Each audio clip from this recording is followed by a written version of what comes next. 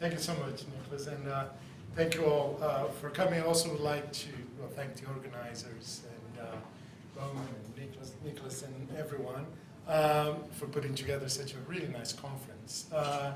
It's for me a big pleasure to be back to the UK and to London. Look, it's a lovely day. There's even sunshine, right?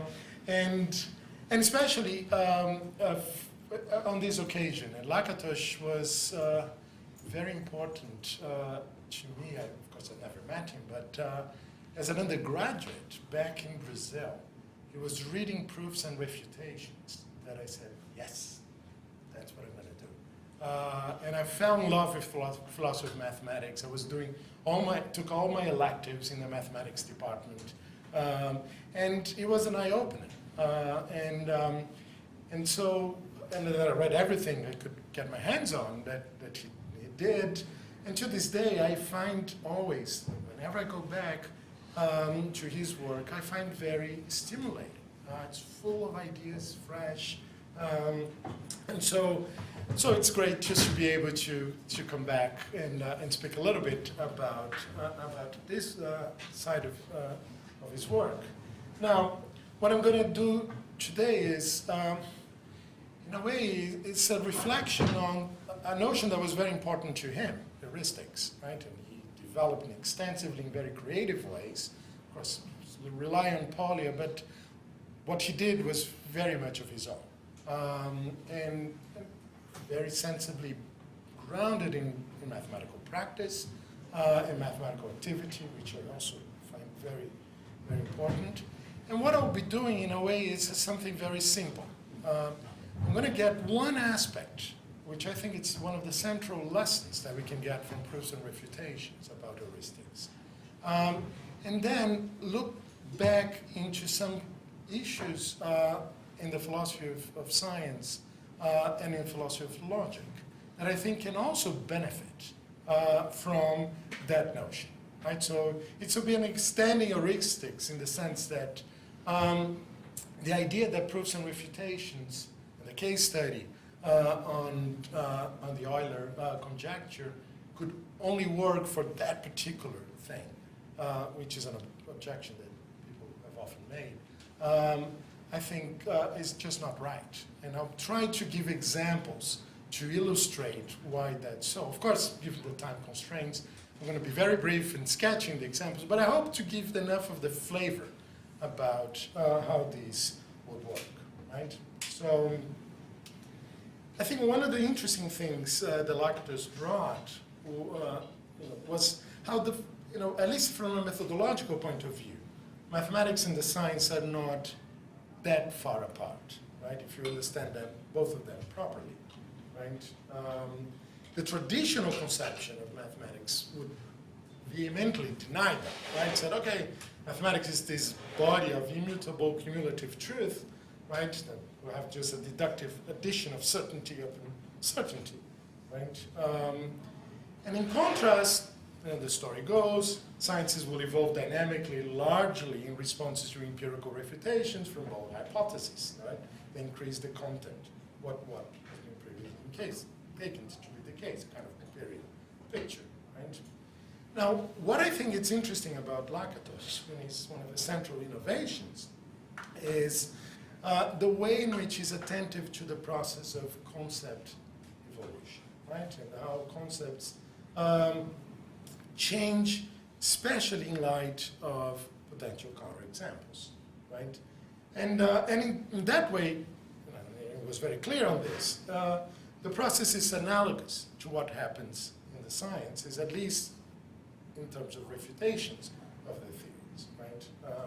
One of the things I'm going to say later is, interestingly, when Lakatos moved to his attention to philosophy of science, he seems to have also left behind this careful attention to concepts that he spent time with in the philosophy of mathematics. So I think he could actually have even a richer notion of heuristics in the sciences if he actually brought more of the methodology of proofs and refutations to thinking about the sciences. And I'll try to illustrate that as well. So, as we know, on Lakatos' view, proofs do not prove, but improve naive conjectures. by this sophisticated process involving careful interplay of naive mathematical conjectures, counterexamples, proof analysis, lemma reformulation, and improved conjecture. So that's the whole point of proofs of refutation, is to illustrate how this dynamic process would work out, right? And the complex ways in which concepts are refined in response to counterexamples is insightfully illustrated and examined in the context of this particular conjecture that Euler and then the eventual proof, a century or so later. And that's the point. Of course, there are lots of things going on in that book, but that's the point I want to sort of take from it, right? The idea of concept refinement in light of counterexamples. Right? And of course, this is his answer to how the mathematical discovery unfolds, right? The notion of heuristics. In that context, concepts plays a crucial role. Now, when Lakatos turned his attention to philosophy of science, he brought some of these components to the interpretation of scientific practice and the rational reconstruction of the history of science. Right? As well known, the negative and positive heuristics are two central components of his methodology of scientific research programs.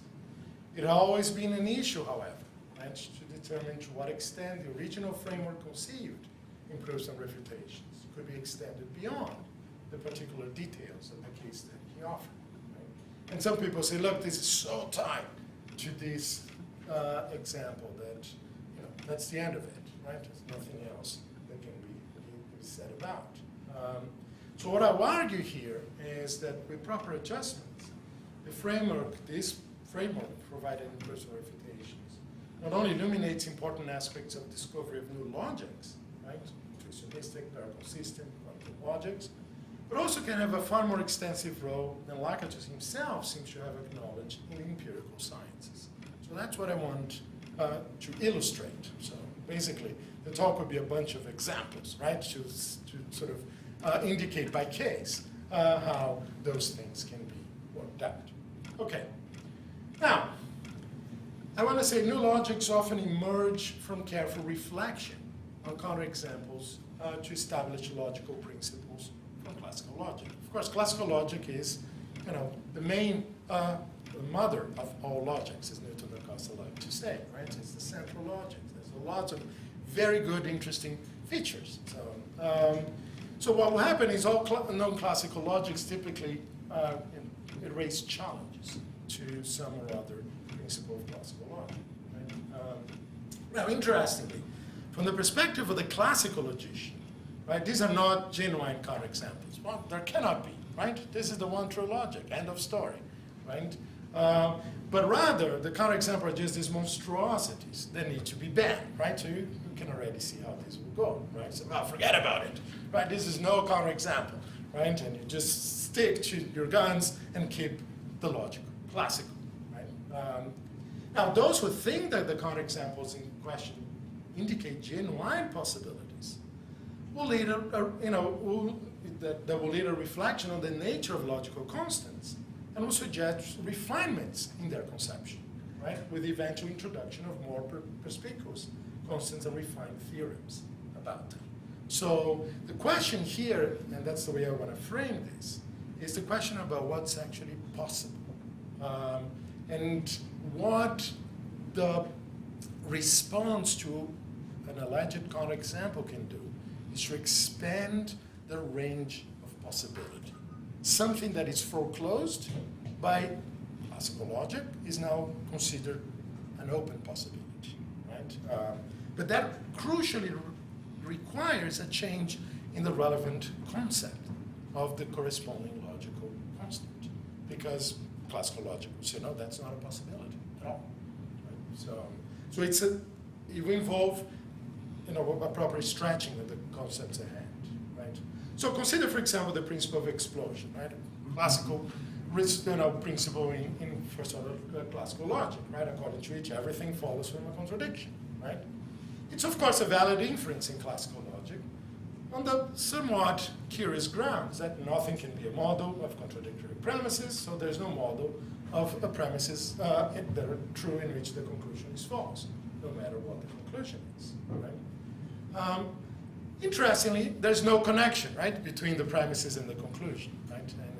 And all of us who have taught, students, they are always puzzled, right? You present the principle, is this valid? And their intuitive response is, how come, right? No connection between the premise and the conclusion, right? And I think they are onto something when they respond that way, right? They're not always right, but this is something that indicates that there might be something going on, right? Of course, one could validly derive that the moon is made of blue cheese from any contradiction about numbers, right? Such as the original logistics reformulation of arithmetic. No one does that, right? And it's telling that they don't, right? So, however, if relevance considerations are taken into account, where we expect to be some connection between premises and conclusion, then explosion becomes far less obvious. And well, why should we think that everything should follow from a contradiction? That seems a perfectly sensible question, right? And that's exactly what some relevant empirical system logicians will insist, right? So then by devising, for example, a tree-valued semantics, where you say, okay, there are true, false, and both true and false, so the Grand Prix stage, right? The truth conditions for logical connectives involving negation and disjunction are then refined, right? So you're allowing for possibilities that classical logic foreclose. And now we make room for the possibility that, something that the true-valued classical logic, which is, that's not possible at all. So what we have here is an enriched context, right, that allows the reevaluation of classically valid arguments and the development of counterexamples that ultimately question the validity of explosion. But for that requires a different attitude towards the counterexample.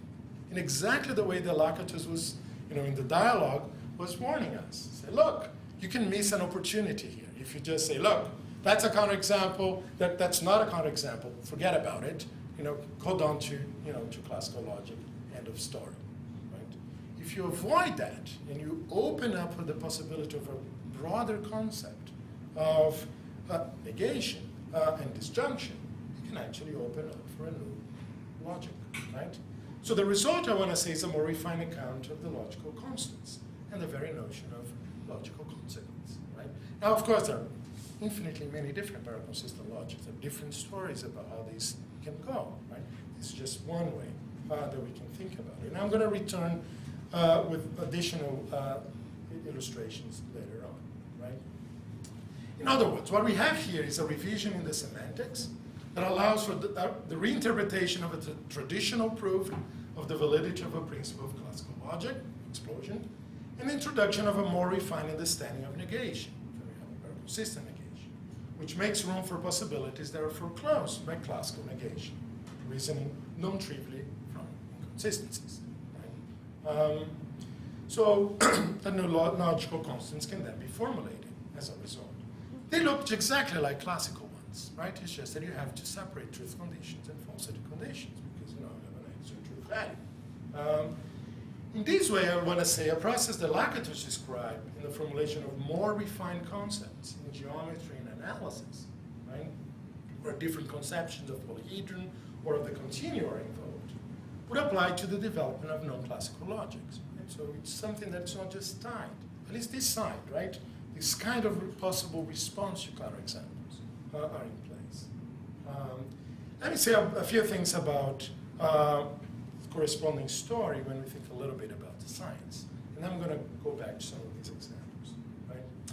So I think when you think about, for example, the use of mathematics in the formulation of physical theories, you also find a similar context. Right? So consider the case of Paul Dirac. Right? So when he stumbled into his, what we now call the Dirac equation, right? It's a differential equation that had negative energy solutions. Now, his initial response to that was say, well, those negative energy solutions, same thing as classical mechanics. We just ignore them. This is just an artifact of the mathematics. Right? 2 years later, he came back and said, no, I spoke too soon. There's actually something physical going on here. There's an interpretation for those things. They're actually holes in the space-time.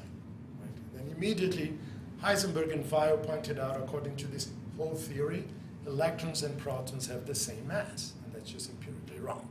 So I said, okay, forget about it. 3 years later, undeterred, Dirac came back and said, all right, forget about holes. Here's what's really going on, right?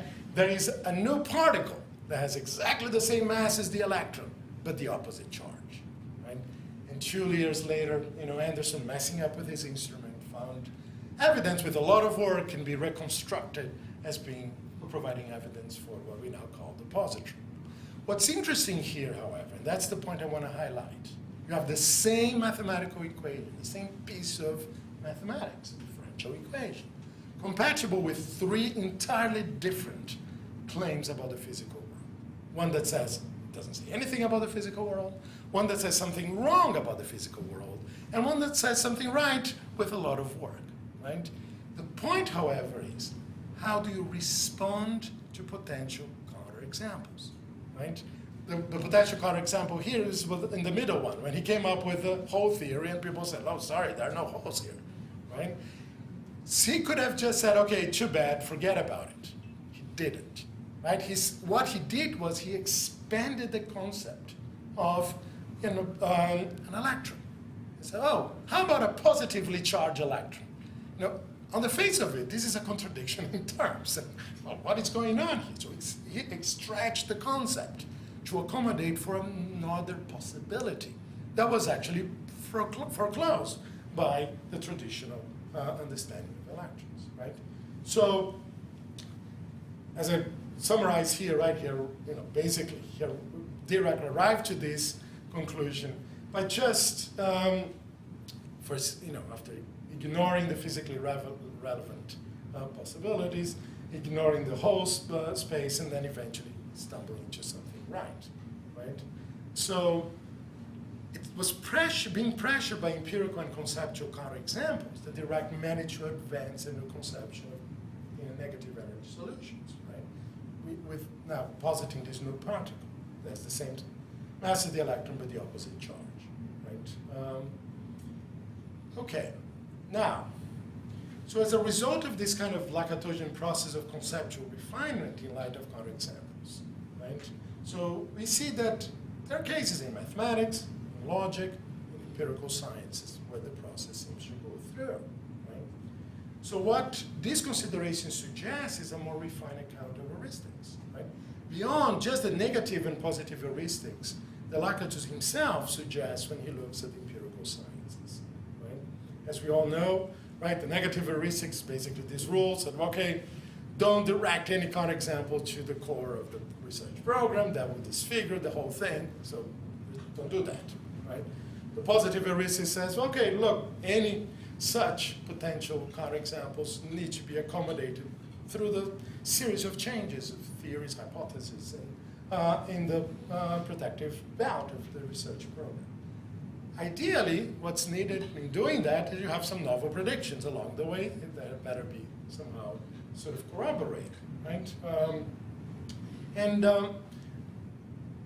But what's interesting here is that the crucial contribution of, I think, the dynamics of proofs and refutations is the emphasis on the conceptual innovation, right? So I think, given the debates that Lakatos was having at the time on the philosophy of science front, here was sort of emphasizing the empirical side. So, okay, what are the novel predictions that could be gathered?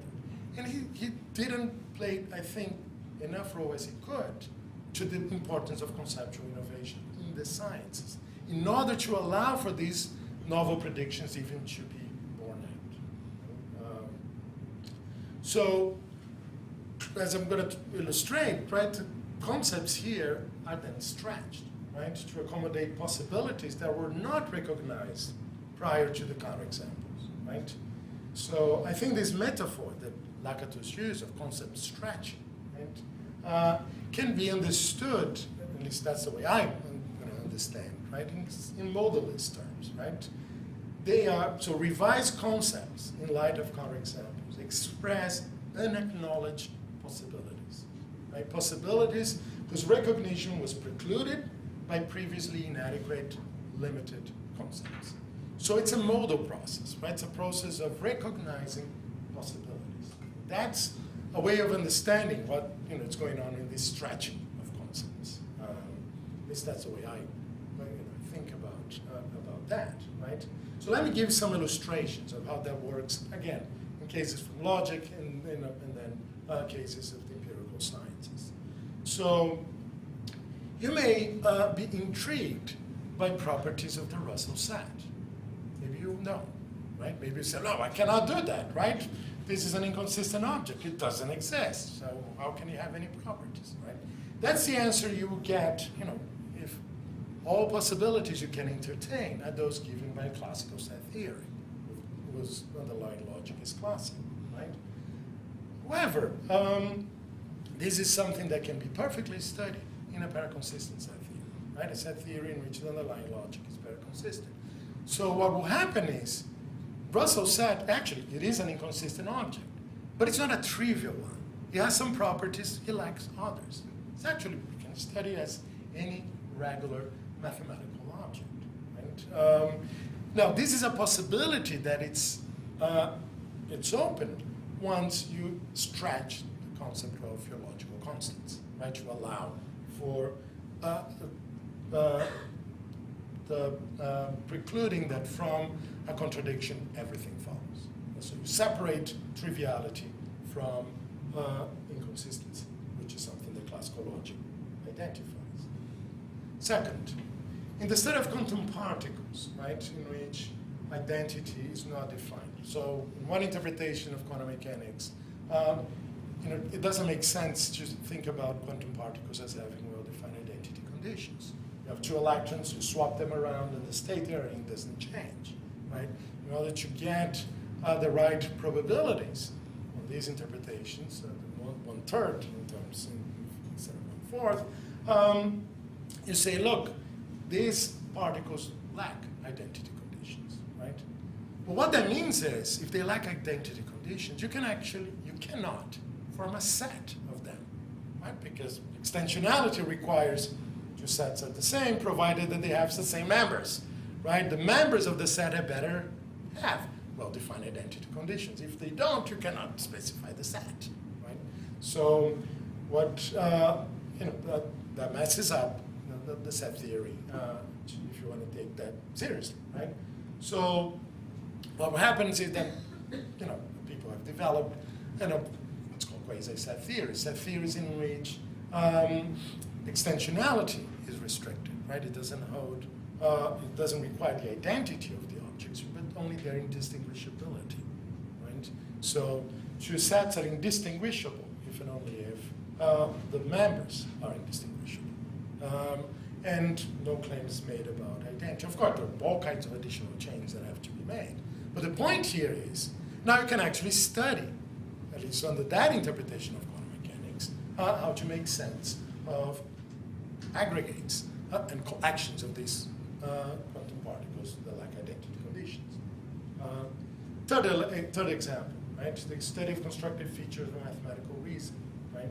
Well, this is possible if only if mathematical objects are not assumed to have certain properties just because of their completeness. That is, it's not assumed that they either have or lack the properties in question. Right? You need to actually have a construction. And until you have a construction that settles that matter, the issue is just undecided. Now, it's not undecided if you have excluded middle, because it's no, it has a property or it doesn't. You may not know what it is, but the property is there. Well, once you have that, that doesn't allow the possibility of actually exploring the fact that the issue may not be settled at all, right? And there might not be any such construction that would exhibit the property in question. So to take seriously that possibility, you need to leave open a disjunction in which the excluded middle doesn't hold. Right? So that's what constructive logicians would do, right? So here the conceptual innovations emerge from the recognition of counterexamples, respectively, to the principles of explosion, extensionality, and excluded middle. Right? So once you take these as instances, counterexamples to these celebrated principles from classical logic, you allow for the possibility of exploring things that are just foreclosed. Right? Note that I'm not suggesting here that we change the logic to solve the problem, right? I think that can be perfectly ad hoc. The idea is you change the logic to open the possibility of solving a new problem that you cannot even express in classical logic, because the logic doesn't allow for that possibility to even be recognized. So the idea is, well, take those things as counterexamples to the corresponding principles and then extend the logic. That's the idea. That's the kind of conceptual innovation that I think is behind the Lakatosian approach.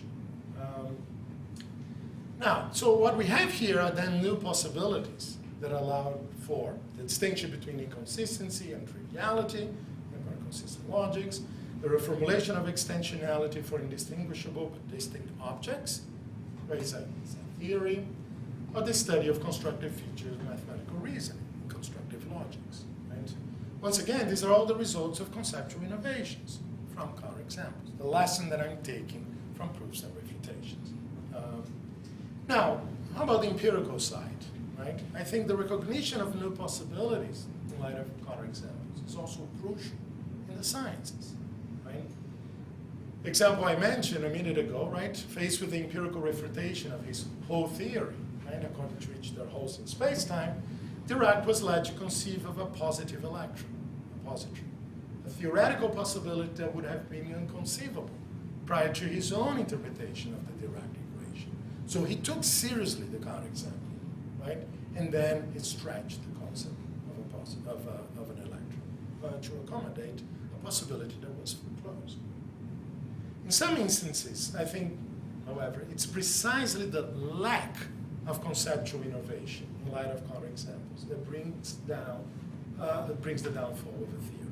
So in this case of Dirac, I was just illustrating a case in which you have a new possibility that opens up. Sometimes you also have the lack of innovation may actually make a theory that might even be empirically supported to become uninteresting. Right? Here's the example is, an example that Lakatosian himself discusses, the Bohr's atomic model, right? Which was well known to be inconsistent with electrodynamics, right? So the little planetary model where the electrons are moving around the nucleus, right? According to electrodynamics, is highly unstable. And in a matter of seconds, the whole thing will collapse, right? So to avoid that refutation, Bohr introduced what's clearly an ad hoc postulate, is what he says. Energy radiation within the atom is not emitted or absorbed in the continuous way assumed in the ordinary electrodynamics, but only during the passing of the system between different stationary states. So basically, he's finding a flowery way to say the following. Yeah, there is an inconsistency between electrodynamics and the stability of these atoms. It will fall, but that's not going to happen, right? Basically, that's what these amount to. So it was clearly ad hoc, right? And given the inconsistency, Bohr's model was not flat out just ignored for a simple reason. It did have empirical success. So people said, all right, okay, well, maybe there's something going on here, right? It accounted for the spectral emission lines of the hydrogen atom perfectly nicely, right? However, despite empirical success, the model was eventually abandoned with the development of a new quantum theory, which accommodated more broadly and accurately the phenomena that Bohr's model aimed to account for. And what I want to say here is, it's the fact that Bohr's model lacked the conceptual resources to accommodate electrodynamics that impoverished significantly the model, right? And it was an important component in its eventual downfall. The model didn't actually open up new possibilities, right? It was ad hoc. It worked for the little example that it was supposed to do, but it didn't open new avenues for research. That was exactly what the new quantum theory did, right? So again, what's needed was conceptual innovation, right? Rather than just dealing with a counterexample in a way that doesn't increase the content, right? Which is the lesson that Lakatos points out. So to conclude, I think in both empirical and non-empirical domains, the conceptual contribution of heuristics is central. In non-empirical domains, such as in logic and mathematics, the recognition of new possibilities that were previously unacknowledged as valid, made possible by conceptual innovation and the resulting opening of new avenues of research are signs of progress. Right? I think such are the cases in the per-consistent set theories, quasi-set theories, constructive mathematics, all reach open research program. Right? I'm not suggesting that you need to work on those things. Maybe it's not your cup of tea. That's fine. My point here is a methodological point. Right? Those are possibilities that are open once counterexamples were taken seriously. And the space of possibilities was correspondingly broadened. In empirical domains, such as in the sciences, the recognition of new possibilities by conceptual innovation opens the way for the generation of novel predictions. Some of which, of course, eventually will need to be borne out for progress to take place. Right? I think that's something that Lakatos rightly emphasized. And that's what happened in the case of Dirac and the positron. As we also saw, in the absence of proper way of accommodating possibilities, right, given the lack of conceptual innovation, an empirical proposal may become unmotivated and be eventually abandoned, despite its empirical success. And that's exactly what happened in Bohr's atomic model. So I think in both kind of domains, right, empirical and the non-empirical, conceptual innovation, the key element from the dynamics of proofs and refutations, how the innovation emerged from the process of engaging with the counterexample and expanding the concepts, is thereby crucial. So I think, to this day, we can still learn quite a bit in a way of understanding these innovations from the way in which Lakatos was dealing with counterexamples in proofs and refutations. Thank you very much.